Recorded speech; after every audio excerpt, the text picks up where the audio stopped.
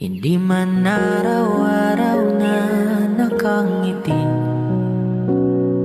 at ilang beses na rin tayong humihindi.